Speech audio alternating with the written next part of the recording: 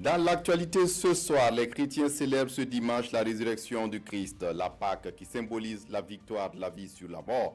Pour ces fidèles au Burkina Faso, les fidèles étaient en communion dans les églises, mais également en privé, comme vous le verrez dans cette édition. Et dans cette édition, la route Banfoura frontière de la Côte d'Ivoire en chantier avance. Constat du ministre en charge des infrastructures qui était sur le terrain ce 30 mars 2018. À quel taux estime-t-on l'exécution de ces travaux? La réponse à suivre dans ce journal. Dans ce journal, les maîtres coraniques doivent être des agents pour aider à la lutte contre l'extrémisme violent et le terrorisme au Burkina Faso. C'est la conviction d'une association basée dans le nord du pays. L'association vient d'achever un colloque sur le sujet. Les conclusions à suivre dans ce journal, ce sont là les titres du 20h. Mesdames, Messieurs, bonsoir. Ravi de vous retrouver. Ce dimanche donc, les chrétiens célèbrent la Pâque ou la résurrection du Christ. À Ouagadougou, la capitale, cette célébration a été marquée entre autres par une messe dite par le nonce apostolique Pierre Goro Biotoni, les temps forts avec Omar Zombré. Un feu pascal pour illuminer la célébration de la résurrection du Christ. Nous sommes à la paroisse Saint-Jean 23. Ici, la messe marquant la veille pascale est célébrée par le nonce apostolique représentant du pape au Burkina Faso. Une célébration placée sous le signe de la paix, la solidarité et la résilience. Cette nuit, il nous est suffisant pour réchauffer nos cœurs et nous relever. À partir de cette nuit, nous chercherons le visage du Seigneur ressuscité. Mais il faut aussi faire sauter toutes les barrières qui nous enferment dans nos pessimismes stériles. Et Monseigneur Pier Giorgio Bertoldi d'appeler les fidèles à prier pour le rétablissement du cardinal Philippe Ouedraogo en convalescence à Rome. La veille pascale est aussi l'occasion de mettre des vœux à l'endroit des Burkinabés. Que la résurrection du Seigneur soit l'instrument avec lequel un pays entier puisse se remettre debout et marcher tous ensemble dans la direction d'une meilleure capacité de vivre ensemble et de bâtir ensemble un pays renouvelé. À l'endroit de nos différentes communautés, pour que règne la paix de cœur, la paix des âmes, la paix intérieure, la paix autour de nous. Nous souhaitons au pays paix, surtout la paix, l'union et l'entente entre les frères et sœurs. Une quarantaine de catéchumènes ont reçu le baptême à cette messe. Une messe qui s'est poursuivie tard dans la nuit avec des chants et louanges dans l'espoir que le Christ étende sa main sur le Faso.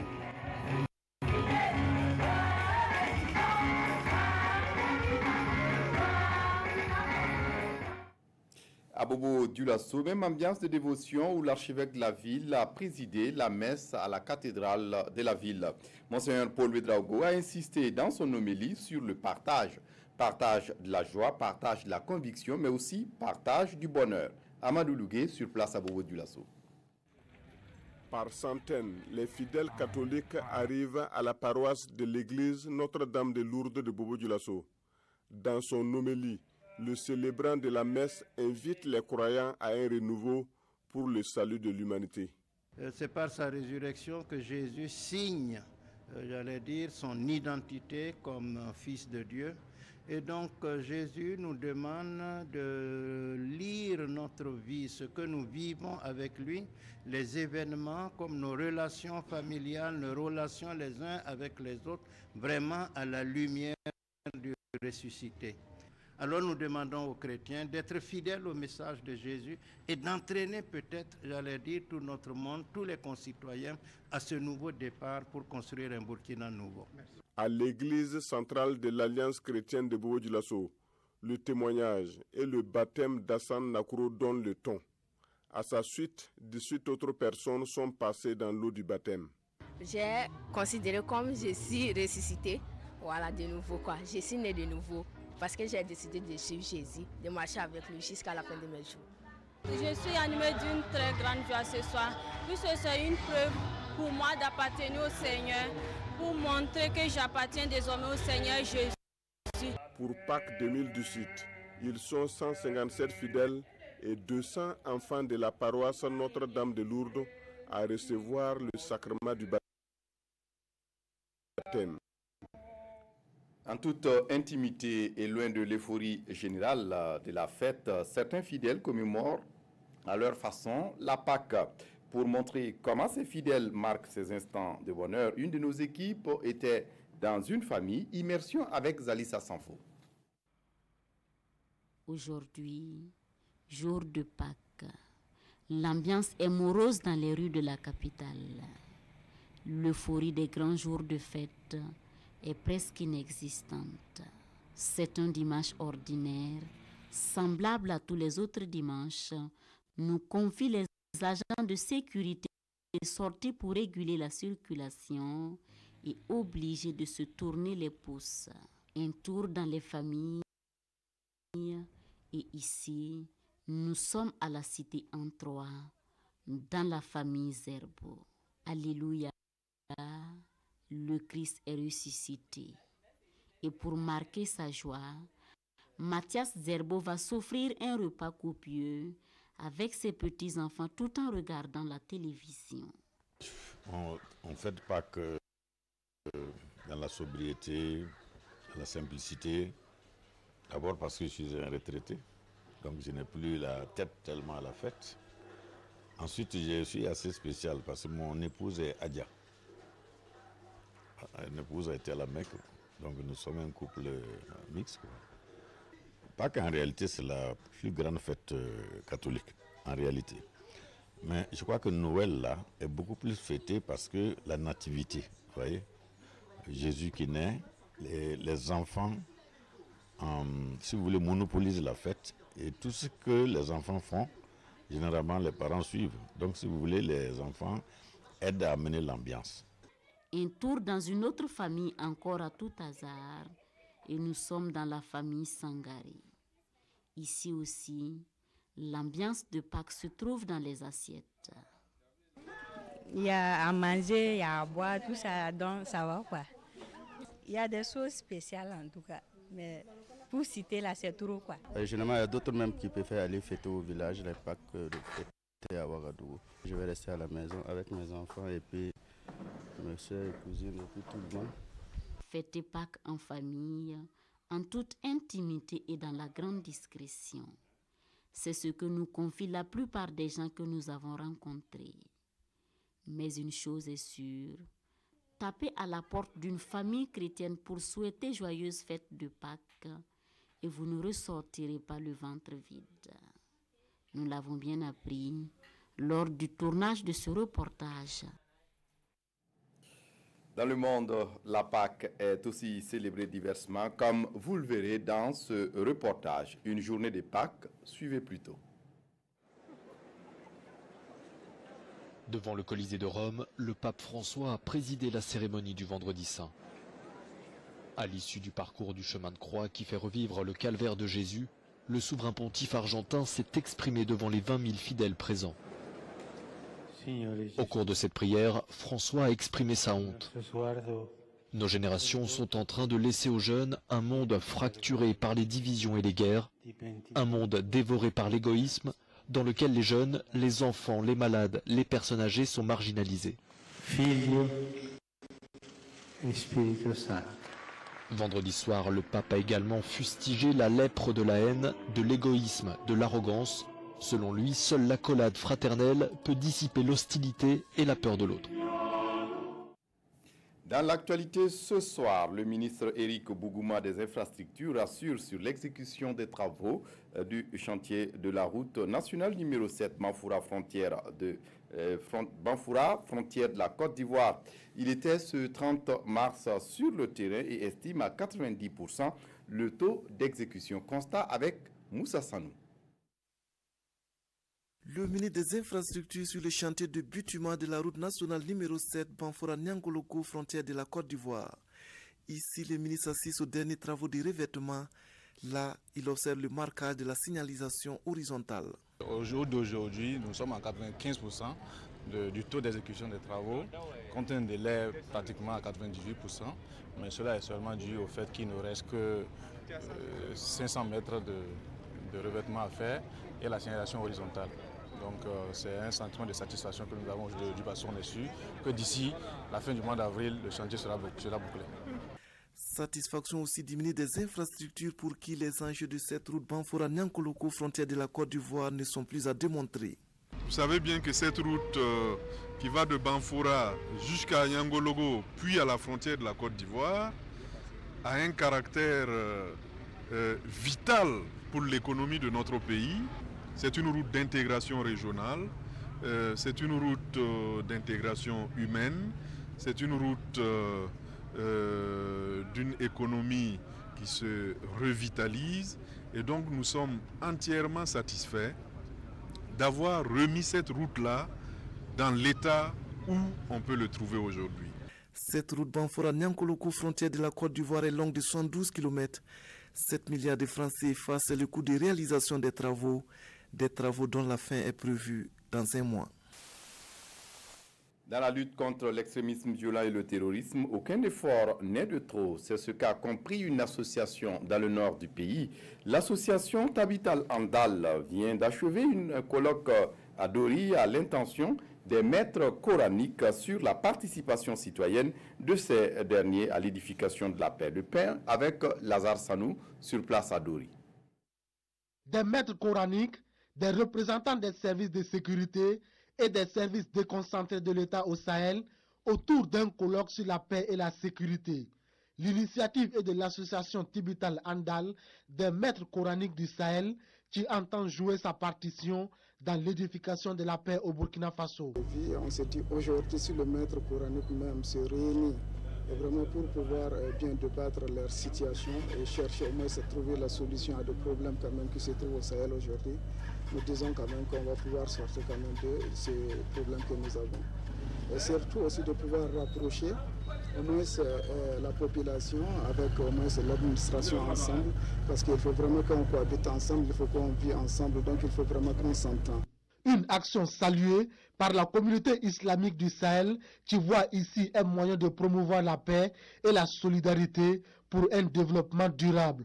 D'où ces défis à relever. On attend des maîtres coraniques au sortir de ces colloques de formuler des recommandations pertinentes, enracinées dans les enseignements positifs de la religion musulmane, qui est essentiellement fondée sur la promotion de la paix, sur la promotion de la tolérance, sur la promotion de la solidarité, sur la promotion de la générosité, sur la protection de la vie qui est considérée comme sacrée. L'association Tibital Andal a été créée en janvier 2017. Elle a pour objectif de contribuer à l'amélioration des conditions de vie de la communauté islamique et le vivre ensemble. À Matia-Kwali, dans l'est du Burkina, le dernier conseil municipal de la ville n'a pas pu se tenir dans les locaux de la mairie. En cause, une altercation entre un groupe de citoyens de la ville et les forces de l'ordre. Bilan, une dizaine de blessés, mais la session a pu quand même se tenir. Mamadou Ouedraogo, sur place à Fadan Gourma. Des cages incendiées, une motocyclette et un véhicule endommagé. Bref, voici les dégâts matériels commis par des manifestants qui ont envahi la maison communautaire de Matia-Kwali pour empêcher les conseillers municipaux de tenir leur première session ordinaire de l'année. Les protestataires reprochent au conseil municipal une mauvaise répartition des réalisations entre les différentes localités de la commune. Le CG de Matia-Kwali, lui, il a pris ça, amené à Nassogo. Voilà le jardin. Un projet est venu pour arranger Matia-Kwali. Il a détourné ça pour son bien, aller à Nanyondougou. Mais si le projet dit qu'il veut travailler à Nassogo, on le laisse travailler à Nassogo. Nous, on ne va pas aller retirer ceux de Nassogo, venir mettre Matia-Kwali. Pour le premier responsable de la commune de Matia-Kwali, le conseil municipal a suivi les procédures normales. Ce qu'il réclame, c'est la dissolution du conseil municipal. Tout simplement, le maire voulait prendre un sujet amené dans un village. Il faut décentraliser. Donc c'est ça, la vision, mais il ne nous a pas compris. Il dit que le maire veut prendre ça, amener dans la bourse, amener dans le village. Donc, ça c'est le premier point de revendication. Le deuxième point de revendication, un maraîcher réalisé par Valpap que vous connaissez. Le choix, c'est pas moi qui le fais. Ils sont venus, ils ont fait le tir, de ce Nanyunou qui a été retenu. Troisième revendication, la jeunesse est mise à l'écart. Je leur demande quelle doléance j'ai émis à la mairie et ils ne sont pas satisfaits. Jamais. Selon le maire, les manifestants ont fermé les portes de la mairie depuis le 5 mars dernier et refusent de remettre les clés à l'administration malgré les multiples médiations au niveau local et du ministère en charge de l'administration territoriale. D'où la délocalisation de cette session ordinaire à la maison communautaire. Une rencontre qui s'est soldée par des échauffourées avec des dégâts matériels et des blessés. Au total, on a reçu 10 malades, 3 au niveau de la population et 7 au niveau de force de l'ordre. Une dame qui était gravement blessée, elle, on l'a évacuée au niveau du CHR Fada. Cet incident fait suite à celui qui avait opposé le comité de gestion de la forêt classée de Tapoua-Bopo et un groupe de manifestants le 26 janvier dernier, toujours à Machiakwali. De l'est du Burkina, rendons-nous à l'ouest, précisément à Dédougou, dans le Mouhoun. Là-bas, le projet d'appui aux communes de l'ouest en matière de gestion du foncier rural a initié un atelier d'immersion pour une vingtaine de communes. Le point avec Yacouba Goro. Kona, dans la région de la boucle du Moun, c'est l'une des 26 communes nouvellement impliquées à part entière dans le processus de concertation multi-acteurs sur la problématique de la transhumance dans la zone d'intervention du PACOF, le projet d'appui aux communes de l'ouest du Burkina Faso en matière de gestion du foncier rural et des ressources naturelles. Elles sont aujourd'hui présentes à cette rencontre d'immersion pour se mettre au même niveau d'information sur un certain nombre de questions liées à la problématique de la transhumance. Il s'est agi pour le PACOF de partager les résultats des premières concertations obtenues des acteurs des 15 localités d'intervention avec les représentants des 26 communes nouvellement impliquées. Cet atelier a permis aussi de recueillir les avis et les contributions de ces 26 communes. Les acteurs qui sont impliqués sur cette problématique-là ont pu véritablement se retrouver autour d'un certain nombre de communes, des groupes de communes. Ils se sont réunis, ils ont pu discuter.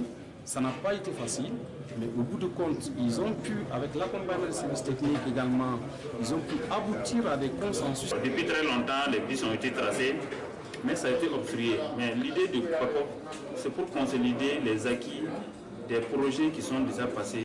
Cet atelier vise à long terme la définition d'une feuille de route conduisant à l'aménagement ou la sécurisation durable de pistes à bétail et d'infrastructures pastorales conformes aux réalités du terrain et adaptées aux besoins des acteurs dans leur diversité. La communauté Ahmadiyya du Burkina a débuté ce 30 mars sa conférence annuelle, encore appelée Zalza Salana, une conférence qui doit permettre aux membres de la communauté Ahmadiyya de revenir sur des questions qui les concernent et notamment sur le rôle des enseignements de l'islam dans l'édification d'une paix au Burkina. Vincent Tiendrebego. Conférence annuelle de la communauté Ahmadiyya. La Jalsa Salana est à sa 27e édition. Cette année, la célébration se fait sous le thème de la contribution des enseignements islamiques pour édifier une société de paix. Dans un contexte où nous, au Burkina Faso, nous faisons face donc à des mouvements terroristes et également à des intolérances de toutes sortes, il est tout à fait normal qu'un thème de ce genre-là connaisse un regain et un intérêt particulier pour le gouvernement. L'islam n'a jamais dit, le Coran n'a jamais dit d'aller ôter des vies. Il y a que nous avons aussi des responsabilités individuelles à assumer pour que les solutions qui vont être trouvées trouvent un écho favorable et que la mise en application puisse avoir aussi un impact évident. Face aux participants venus d'Afrique, de France et d'Allemagne, le représentant du calife, premier responsable de cette communauté, enseigne la cohésion sociale et le patriotisme. Occasion à cette cérémonie d'interroger le ministre de l'administration territoriale sur la dissolution d'une structure de sécurité islamique à Puitenga. À ce niveau-là, il n'y a pas d'assimilation possible entre des actions qui ne rentrent pas dans le cadre de la loi et la religion musulmane. Ça, c'est clair au niveau du gouvernement. À ce niveau-là, donc le gouvernement n'a fait qu'exercer simplement son devoir de faire en sorte que les populations du Burkina Faso donc, vivent bien ensemble. La conférence devrait se poursuivre jusqu'à ce dimanche à travers plusieurs communications. Des communications autour du slogan de cette communauté, amour pour tous, haine pour personne. De son côté, le mouvement raélien célèbre la journée ambassade extraterrestre, une journée décrétée par le prophète Raël. Et au Burkina Faso, les adeptes se sont livrés à des séances de sensibilisation sur la construction d'une ambassade extraterrestre au Burkina. Oumou Cissé. Une ambassade pour accueillir les extraterrestres. C'est une mission du mouvement raélien qui dit avoir déjà envoyé le projet à plusieurs pays à travers le monde. Et pour les conférenciers du jour, un protocole facultatif concernant les ambassades pour extraterrestres a été envoyé à un pays intéressé par le projet. Le pays accordant le lot indispensable, l'extraterritorialité nécessaire et l'autorisation pour que l'ambassade extraterrestre soit construite sur son territoire bénéficiera non seulement financièrement, mais deviendra également le centre spirituel et scientifique de la planète pour les millénaires à venir, et le bonheur prévaudra à l'intérieur de ses frontières. Malheureusement, nous n'allons pas pouvoir vous donner son nom. Pourquoi? Pour la simple et unique raison que ce pays a demandé, puisque ce sont des phases de négociation d'abord, pour éviter certainement d'avoir des pressions, je ne sais pas, de tout genre, ce pays a demandé exclusivement la discrétion totale sur cette question. Selon ces Raéliens, le projet a été également envoyé aux autorités burkinabè il y a de cela 2 ans. Et pour eux, la construction de cette ambassade permettra à l'humanité de bénéficier de l'héritage scientifique de 25 000 ans des Elohim. Et ce ne sera pas tout. Dans cette ambassade, et comme ils l'ont expliqué, à ce moment, ils viendront avec tous les prophètes qui sont passés. Les prophètes des différentes religions qui existent. Depuis, on peut dire, depuis les temps anciens. Cette journée du 31 mars est déclarée par le fondateur du mouvement raélien Journée ambassade extraterrestre. Cette ambassade sera le 3e temple selon ses conférenciers. Les acteurs œuvrant dans le domaine de la fourniture des biens et services ont désormais leur fêtière. Il s'agit de l'Alliance burkinabè des fournisseurs de biens et services portée sur les fonds baptismaux ce 29 mars. C'était en présence de Oumar Sombré. Au cours des 10 dernières années, les sociétés minières ont investi plus de 1 000 milliards de francs CFA au Burkina Faso. Grandes consommatrices de biens et services, ces sociétés font appel aux entreprises locales pour certains de leurs besoins. Des entreprises qui n'arrivent à satisfaire au stade actuel que moins de 20% des besoins de l'industrie minière, d'où la nécessité de promouvoir l'offre locale.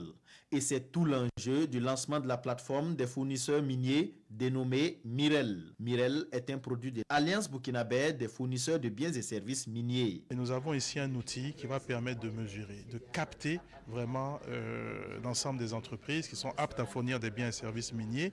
Et cela va permettre donc aux professionnels du secteur, donc au département des achats, de la logistique, de pouvoir donc savoir, avoir une base de données et savoir donc qui peut offrir quel type de biens et services. Et tout cela, nous pensons, va permettre de renforcer encore la présence de nos entreprises nationales et locales dans ce secteur d'activité. Aujourd'hui, nous sommes très contents ensemble, l'ensemble des membres de la BSM, pouvoir aujourd'hui faire ce lancement. Et je pense qu'avec ce lancement, on pourra avoir une visibilité très correcte. Gratuitement accessible à toutes les entreprises au Burkina, la plateforme sera pleinement opérationnelle dès mardi prochain. À Ouaïgua, dans le nord, le PADEL tient une session extraordinaire pour permettre de revenir sur les plans d'investissement au niveau des collectivités territoriales. La session a permis aussi de revenir sur la mobilisation des ressources pour les communes. Chantal Kapouri. Cette première session extraordinaire du cadre régional de dialogue CRD a pour objectif de permettre à ses membres de s'approprier le plan d'investissement du programme d'appui au développement des économies locales PADEL. Sa sous-composante 2, intitulée Développement des services énergétiques modernes et d'infrastructures socio-économiques de base, vise à doter les collectivités locales de la région du Nord d'infrastructures marchandes, de conservation et de production. Composant 2, les activités inscrites sont au nombre de 268 activités qui ont été retenues pour un montant global de 9 333 337 402 francs.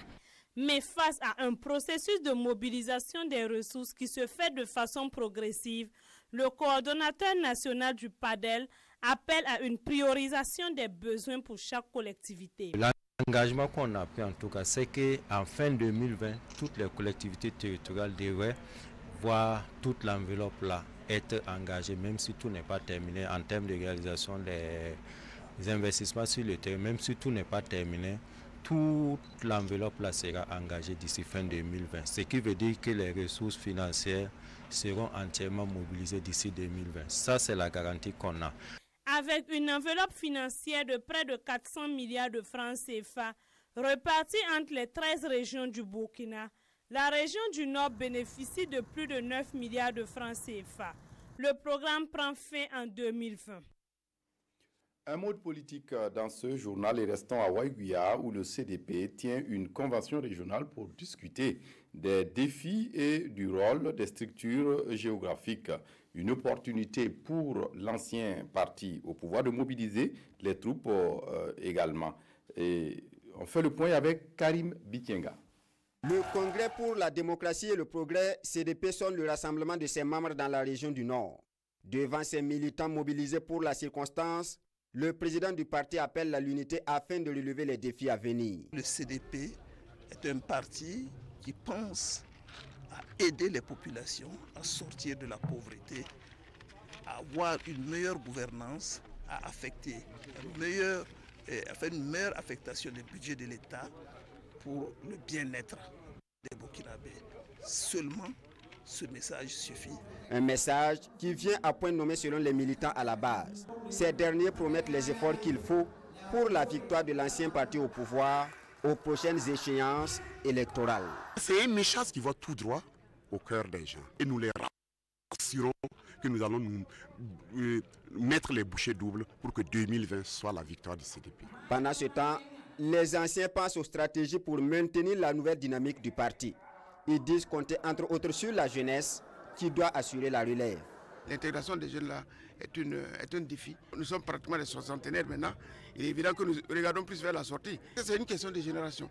Il ne faut pas que quelqu'un dépasse sa génération. À l'occasion de cette convention régionale, le président a rappelé le congrès du parti prévu les 5 et 6 mai prochains. Il va se tenir sur le thème « Place et rôle du CDP dans le contexte socio-politique actuel du Burkina Faso ». Les taximens du Burkina sont en congrès pour renouveler leurs instances dirigeantes. Il sera question de discuter des sujets comme l'utilisation du gaz dans le taxi au Burkina, mais aussi la question de l'insécurité. Zalissa Sanfo. C'est un congrès extraordinaire de la Fédération nationale des taximens et des travailleurs du secteur des transports. Un congrès pour renouveler les instances mises en place depuis 1998. Ce renouvellement devrait aussi permettre de redynamiser le secteur. Comme les bureaux d'autres personnes ne sont pas là, il faut faire un congrès, remplacer d'autres personnes. Après l'ouverture, les débats vont suivre. Les difficultés qu'on rencontre, d'abord entre nous, il y a les tracasseries syndicats. Avant là, les taximans critiques, tracasseries policières, aujourd'hui c'est tracasseries syndicats entre nous. Après cette structure-là, vous allez voir, il y aura beaucoup de changements. La mobilité urbaine, une préoccupation majeure au département en charge des transports.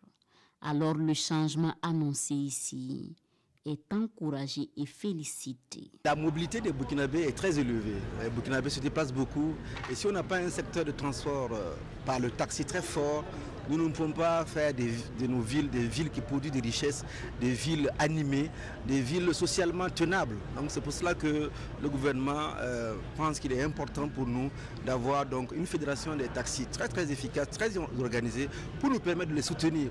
Vétusté des taxis dans la capitale, circulation des taxis à gaz. Tous ces problèmes vont être débattus à ce congrès extraordinaire. Mais d'ores et déjà, Vincent Dabilgou promet des actions sont en cours pour le renouvellement du parc automobile des taximens. Défi sécuritaire au Burkina Faso, ces taximens sollicitent des formations pour mieux accompagner les forces de défense et de sécurité dans leur mission. Et avant de recevoir Jérôme Tiendrebego pour Dimanche Sport, cet élément, la plateforme nationale des jeunes pour les ODD célèbre le leadership féminin, une occasion de magnifier les femmes qui osent. Bouma Ernest Nebier. C'est dans une ambiance bon enfant que marraine et organisateur de cette soirée dénommée Nuit de leadership féminin ont récompensé les lauréates. 2 catégories de prix ont été décernées. La première récompense, les filles qui ont proposé des projets intéressants dans le domaine de l'entrepreneuriat au Burkina et en la matière, c'est Amina Diémé qui a remporté le premier prix avec son projet sur la transformation et la conservation des produits agroalimentaires. Je suis super contente qu'on m'ait retenue parce que c'est un projet que j'avais vraiment à cœur et c'est une fierté pour moi aujourd'hui qu'on me choisisse parmi 15 stands. Disons que les prix qui ont été décernés aux entreprises sont des prix décernés dans le cadre du CIFET. Le CIFET est le Salon des initiatives féminines pour le développement, qui est un cadre dans lequel des jeunes femmes ont postulé avec leurs projets. Elles ont été retenues pour certaines et elles ont pu exposer ce qu'elles font. Quant à la deuxième catégorie de prix, elle est dénommée Gimbi. Gimbi, c'est un rappel à l'histoire du Burkina. Nous connaissons Yenenga, mais on ne valorise pas suffisamment cette autre dame qui a fait des choses exceptionnelles pour ce pays dans l'ouest du Burkina Faso, Gimbi Ouattara, qui n'a pas été reine, mais qui est une guerrière intrépide, bien reconnue, et dont les conquêtes ont permis à l'ouest burkinabé d'avoir une nouvelle dignité, de se reconstruire une personnalité. De nombreux Gimbi ont été donc décernés dans plusieurs domaines. Il s'agit entre autres du Gimbi d'honneur octroyé à Sika Kaboré, époux du chef de l'État, du Gimbi de la combativité à Salimata Ouedraogo, député à l'Assemblée nationale, et de celui de la jeune entrepreneur remporté par Anita Kini pour son projet d'entreprise dans le domaine de l'énergie solaire. Il s'agit de l'entreprise Sunflower qui a pour but de favoriser l'accessibilité de l'énergie solaire. Ça me fait vraiment très plaisir parce que c'est une manière d'encourager vraiment les autres aussi à faire comme moi. Organisée dans le cadre de la campagne nationale de la promotion du leadership féminin, cette soirée a permis à de nombreuses filles d'avoir des mentors, c'est-à-dire des femmes leaders qui ont décidé de les aider à devenir aussi des leaders.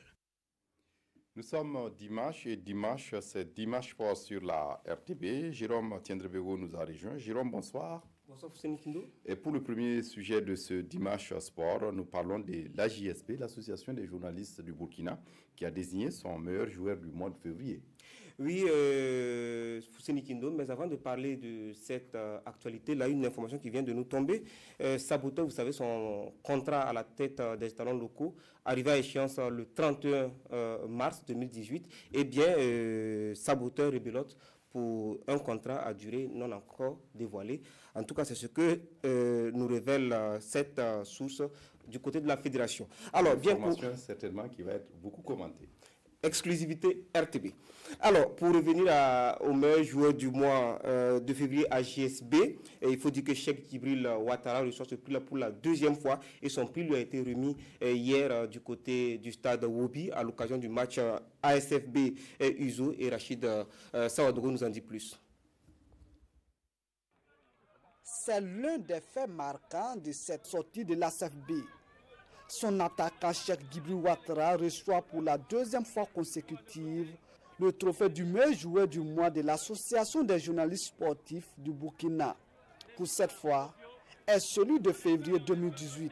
Ça ne m'a pas surpris puisque depuis que j'ai reçu le premier prix, je me suis dit il faut vraiment travailler pour pour conserver le prix là. Donc pour cela, on a tout donné à l'entraînement. Et bon, tout d'abord, je remercie la GSP pour ce prix, pour cette distinction dans le championnat, parce que ça encourage nous les joueurs et les entraîneurs aussi à bien travailler. Cheikh Djibril Ouattara a montré qu'il s'est resté constant dans sa progression, une marge de manœuvre qui permet quand même à son équipe d'aller chercher une première place. Le choix pour cette fois-ci, je peux dire, n'a pas été très corsé parce que Cheikh Djibril Ouattara s'est dégagé carrément du lot. Pour enchérir donc ce que le vice-président de la GSB dit, Cheikh Djibril Ouattara, l'attaquant de la SFB, c'est 3 buts et 2 passes décisives sur le mois de février, ce qui a pesé pour beaucoup dans la place de leader de la SFB. Mais à l'occasion de ce match-là, Cheikh Djibril Ouattara n'a pas marqué, mais alors la SFB arrache le match nul devant l'USO.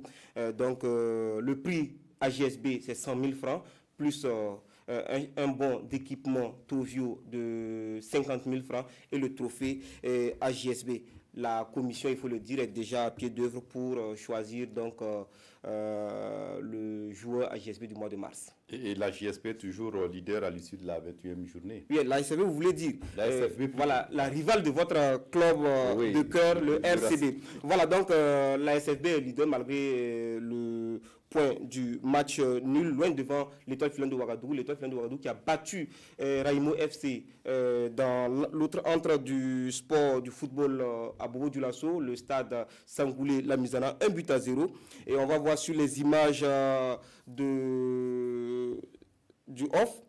Alors, Salitas qui s'est incliné, Salitas qui était deuxième, qui s'est incliné 0-2 devant l'USFA. On voit le but de Cheikh Abubakar Ouedraogo à la 12e minute, coup franc direct qui permet donc à l'USFA déjà de mener 1-0. Et le deuxième but, c'est pratiquement en fin de partie et ça va être à la 84e minute avec Abdourahman Sidi, la nouvelle recrue. Et dans l'autre opposition, à Saponé, Majestic recevait donc l'AS Police mal en point et grâce à Nourou Kwanda à la 34e minute, on va le voir sur les images ramenées par Mariam Ouattara. Alors la Majestic bat l'AS Police 1-0 et au classement on retrouve les mêmes dans le trio de tête mais dans un tout autre ordre. La SFB est première, l'Étoile filante de Ouagadougou monte à la deuxième place avec 35 points plus 8, loin derrière la SFB en tout cas qui a 41 points plus 15 et Salitas est troisième sur le podium avec 34 points plus 5. Les autres positions de cette 21e journée rapidement, Fousseni Kindo, le RCB, votre club a battu l'USCO 3-1 au stade Wobi. L'Asfa Yenenga et le RCK se sont neutralisés 0-0. La GEB a battu Bobo Sport 3-2 et l'AS Sonabel a étrié Santos 4-0.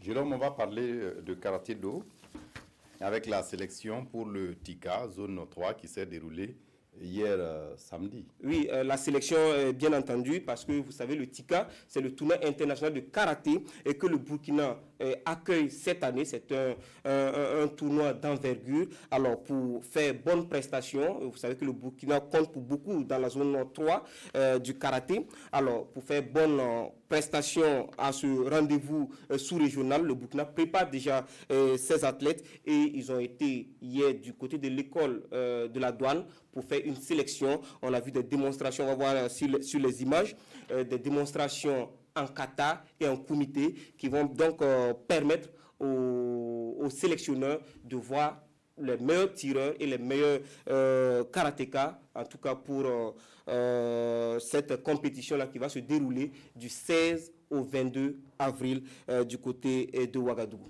Oui, Jérôme, bien entendu que toutes ces informations seront développées dans le magazine des sports. Oui, demain, on va retrouver les téléspectateurs pour le magazine des sports. Demain, c'est férié, mais nous, on travaille.